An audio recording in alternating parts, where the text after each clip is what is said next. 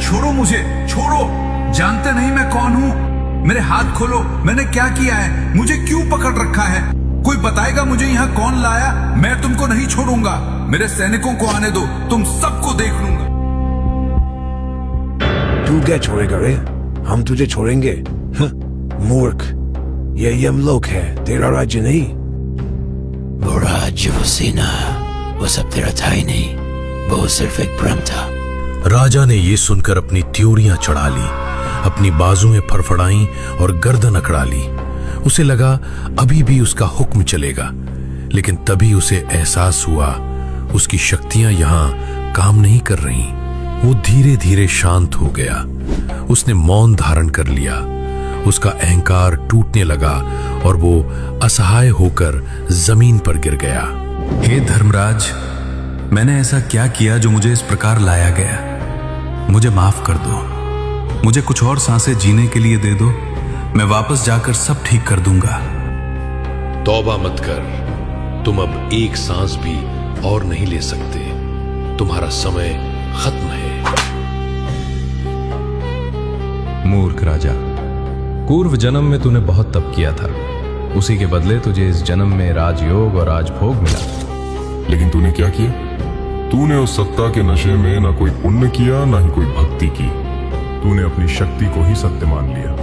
तू तो इसका मुंह काला कर दो। भगवान, मुझसे गलती बन गई। मुझे पता नहीं था। मुझसे बहुत बड़ी भूल हो गई। गलती की ही सजा तो हम देते हैं यहां। अब तुझे ये भोगना ही पड़ेगा। तूने गलती की है तो मैं तुझे गलती की ही सजा देता हूं। तो अब मेरा क्या होगा प्रभु? वही होगा जो भक्ति ना करने वालों के साथ होता है। तेरा अगला जन्म गधे का है। गधा? मैं राजा होकर गधा? हां, क्योंकि तूने भक्ति नहीं की। याद कर अपना वो पाप, देख तेरी करतूत।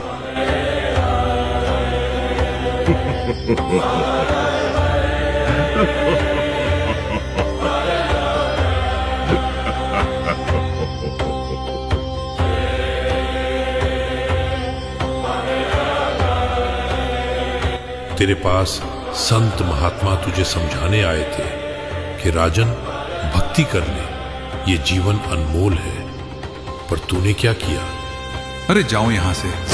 भक्ति करने से क्या होता है? असली जीवन तो मौज मस्ती ही है। खाओ पियो और राज करो। तूने उनका अपमान किया। तूने माना कि जीवन केवल मौज मस्ती है। तो जा, अब गधा बनकर सिर्फ भार ढो। न कोई मौज होगी, न कोई मस्ती। नहीं नहीं, मुझे माफ कर दो। लेकिन यमदूत उसे खींचकर अंधेरे में ले गए। राजा की आवाज गधे की रैंक में बदल गई। तो देखा आपने, एक राजा जिसके पास धन था, दौलत थी, सेना थी, लेकिन अंत में क्या बना? एक गधा। कहीं आप भी वही गलती तो नहीं कर रहे? हम दिन रात माया जोड़ने में लगे हैं, लेकिन ये शरीर एक दिन यहीं रह जाएगा और साथ जाएंगे तो सिर्फ हमारे कर्म। उस राजा की बदकिस्मती थी कि उसने संतों को ठुकरा दिया, लेकिन आपकी किस्मत अच्छी है। आज इस कलयुग में हमें उस भयानक नरक और 84 लाख योनियों जैसे गधा बनने से बचाने के लिए पूर्ण परमात्मा कबीर साहिब जी की शक्ति धरा पर आ चुकी है। वो महान तत्वदर्शी संत जो आज पूरे विश्व को शास्त्रों के आधार पर सही भक्ति मार्ग दिखा रहे हैं, वो कोई और नहीं, वो है जगत गुरु तत्वदर्शी संत रामपाल जी महाराज। राजा ने जो गलती की वो आप मत करना। समय रहते उनकी शरण में आए। नशा छोड़ो, भक्ति जोड़ो। आज ही संत रामपाल जी महाराज से निशुल्क नाम दीक्षा लें और अपना मनुष्य जीवन सफल बनाएं। याद रखना, सत्संग की आधी घड़ी, तप के वर्ष 1000। फैसला आपका है। राजभोग के बाद गधा बनना है या भक्ति करके मोक्ष पाना है। बहुत समय पहले की बात है। एक छोटे से गांव में नवरात्रि का पर्व आने वाला था। पूरा गांव उत्साह से तैयारियों में डूबा था। कहीं औरतें कह रही थीं, बहन, इस बार मैं 9 दिन का कठोर उपवास करूंगी। मैं तो केवल पानी पीकर ही 9 दिन बिताऊंगी। माताजी जरूर प्रसन्न होंगी। पुरुष भी पीछे नहीं थे। मैं रोज 100 दीप जलाऊंगा। कोई कह रहा था मैं रात रात भर जागरण करूंगा। गांव का माहौल भक्तिमय था, लेकिन सबके मन में एक सवाल भी था, क्या सच में इतने उपवास और पूजा से दुख दर्द दूर हो जाएंगे? क्या इससे हमें मोक्ष मिलेगा? इन्हीं दिनों गांव में एक साधु रहते थे, शांत, सौम्य, ज्ञानी। लोग उनके पास पहुंचे और हाथ जोड़कर बोले, बाबा जी, आप तो सब जानते हैं, हमें बताइए, क्या माता केवल उपवास से प्रसन्न हो जाती हैं? क्या भूखे रहने से ही आत्मा का उद्धार हो जाएगा? साधु बोले, प्यारे बच्चों, वही वीर परमात्मा ही पूर्ण परमात्मा है। वेदों में स्पष्ट प्रमाण है कि कबीर साहिब भगवान है। संसार में जब पहली बार यह ज्ञान सुनाया जाता है तो मन को अटपटा लगता है, लेकिन जब धैर्य से सुना जाता है तो यही ज्ञान आत्मा को शांति देता है। साधु ने आगे कहा, आज इस सच्चे ज्ञान को उजागर कर रहे हैं संत रामपाल जी महाराज। वे वेदों, गीता और सभी धार्मिक ग्रंथों से प्रमाण देकर बताते हैं कि केवल कबीर साहिब ही सृष्टि के रचयिता हैं। आज यदि कोई मोक्ष चाहता है तो उसे चाहिए कि संत रामपाल जी महाराज जी से नाम दीक्षा लेकर सत्संग सुने। यही मार्ग जीवन का कल्याण करता है। लोग आश्चर्य में थे। कुछ को यह ज्ञान नया और अद्भुत लगा तो कुछ को शंका हुई। साधु ने उदाहरण देते हुए कहा, जैसे कोई रोगी दवा पीता है, पहली बार दवा कड़वी लगती है, लेकिन वही दवा उसे रोग से मुक्त करती है। इसी तरह पहली बार सत्य ज्ञान सुनकर मन को अजीब लगता है, परंतु यही ज्ञान आत्मा को दुखों से मुक्त करता है। साधु ने समझाया, नवरात्रि का असली संदेश यही है कि हम केवल भूखे प्यासे न रहें, बल्कि सच्ची भक्ति को अपनाएं, और वह सच्ची भक्ति केवल पूर्ण संत के द्वारा ही मिलती है। इतिहास गवाह है, श्री राम जी से लेकर गुरु नानक देव जी तक सबने पूर्ण परमात्मा की महिमा गाई है। अब गांव वालों की आंखों में चमक थी, उनके चेहरे खिल उठे। वे बोले, बाबा जी, अब हमें समझ आ गया, केवल उपवास और पूजा से आत्मा नहीं बचेगी। हमें तो संत रामपाल जी महाराज से नाम दीक्षा लेकर ही सही भक्ति करनी चाहिए।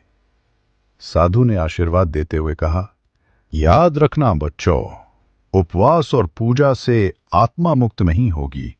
मोक्ष केवल उसी परमात्मा की शरण से मिलेगा जिसका प्रमाण वेदों और ग्रंथों में है, और वही है कबीर साहिब। आज उनके वास्तविक ज्ञान को संत रामपाल जी महाराज जी पूरी दुनिया में पहुंचा रहे हैं। इसलिए उनसे नाम दीक्षा लो, सत्संग सुनो और अपने जीवन का कल्याण करवाओ। उस दिन से गांव के लोगों के जीवन में परिवर्तन आ गया। अब उनके लिए नवरात्रि सिर्फ उपवास और आडंबर का पर्व नहीं रहा, बल्कि सत्य भक्ति अपनाने का पर्व बन गया।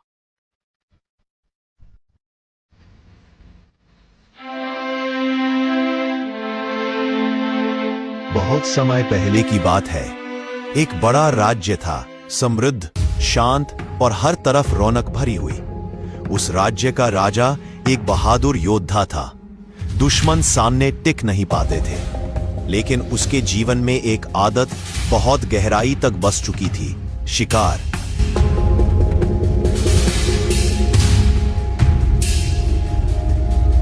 शिकार उसका शौक नहीं, जुनून बन गया था।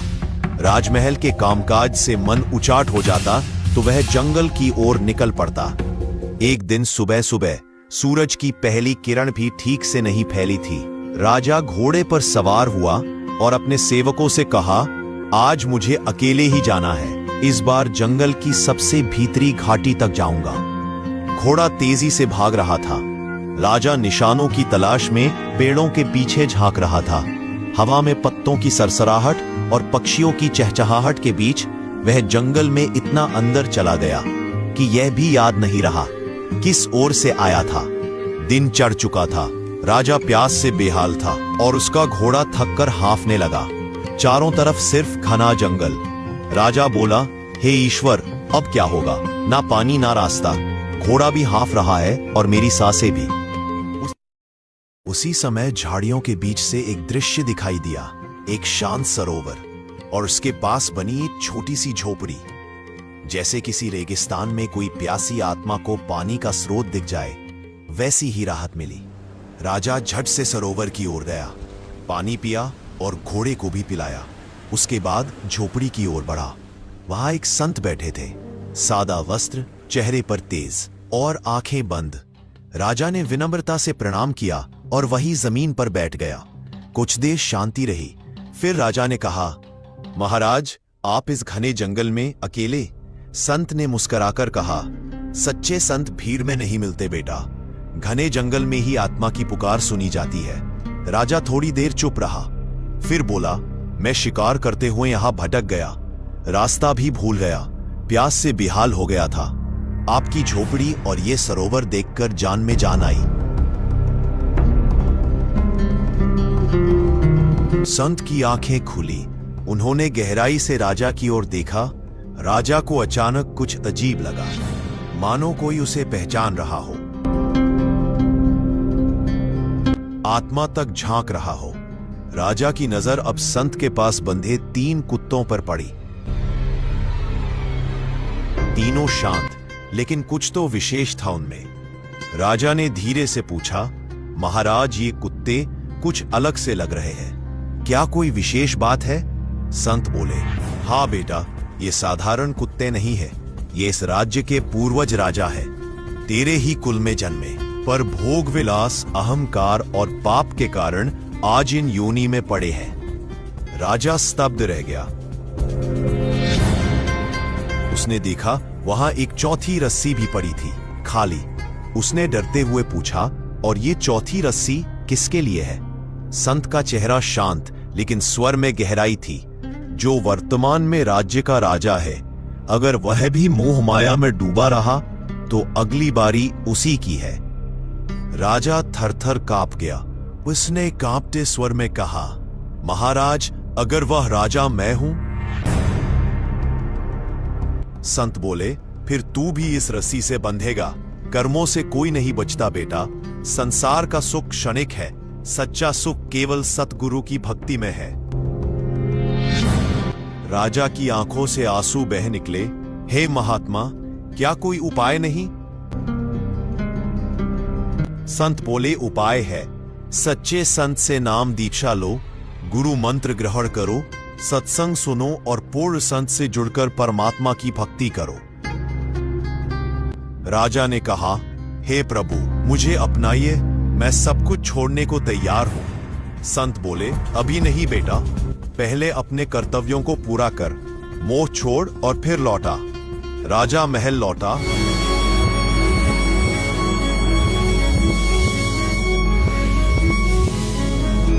मन बेचैन था, रातों को नींद उड़ गई थी।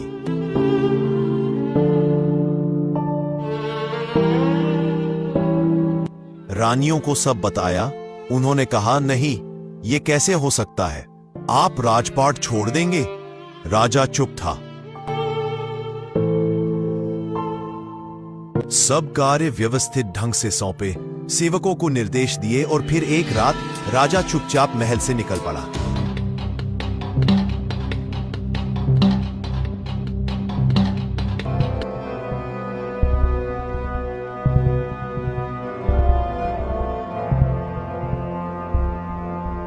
फिर से वही जंगल, वही झोपड़ी, वही संत। राजा ने संत के चरणों में गिरकर कहा, हे महात्मा, अब मैं तैयार हूं। अब मैं सिर्फ राजा नहीं, मैं एक प्यासा आत्मा हूं, मुझे मोक्ष चाहिए। संत ने उसे नाम दीक्षा दी और वह राजा अब एक भक्त बन गया। कुछ समय बाद उस क्षेत्र में एक गांव बस गया। लोग आते, संत के वचन सुनते। राजा भी सेवा करता, भजन करता। एक दिन राजा संत से मिलने दूर जंगल के अंदर पहुंचा। पर देखा, ना झोपड़ी थी, ना तालाब, ना पेड़, ना संत। सन्नाटा। राजा घबरा गया। हे प्रभु, ये सब कहा गया? मैं तो मार्गदर्शन लेने आया था।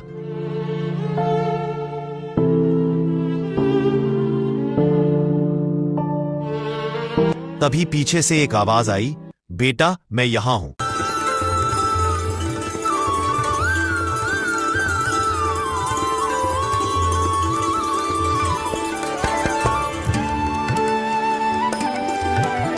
राजा ने पीछे देखा, वही स्वरूप, वही तेज, वही संत, परंतु अब वो कोई साधु नहीं, वो साक्षात परमात्मा थे।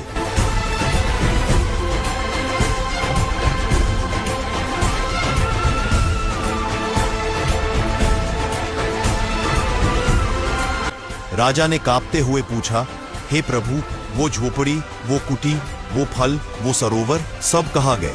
परमात्मा बोले, सब मेरे साथ वापस सतलोक चले गए बेटा। मैं जहां चाहता हूं वही प्रकट करता हूं। तू पूर्व जन्म में भी मेरी शरण में था, इसीलिए आज फिर तुझसे मिला। राजा की आंखों से अश्रु बह निकले। हे प्रभु, अब मैं जान गया हूं कि आप ही वो पूर्ण परमात्मा हैं। परमात्मा ने कहा, अब तू भी मेरे संदेश को जन जन तक पहुंचा। राजा अब साधक बन चुका था। उसने छोटी सी झोपड़ी बनाई और संत से नाम दीक्षा लेकर सच्ची भक्ति में लीन हो गया। ये सिर्फ एक कहानी नहीं, ये उस हर व्यक्ति की कहानी है जो भोगों से थक चुका है और शांति की तलाश में है।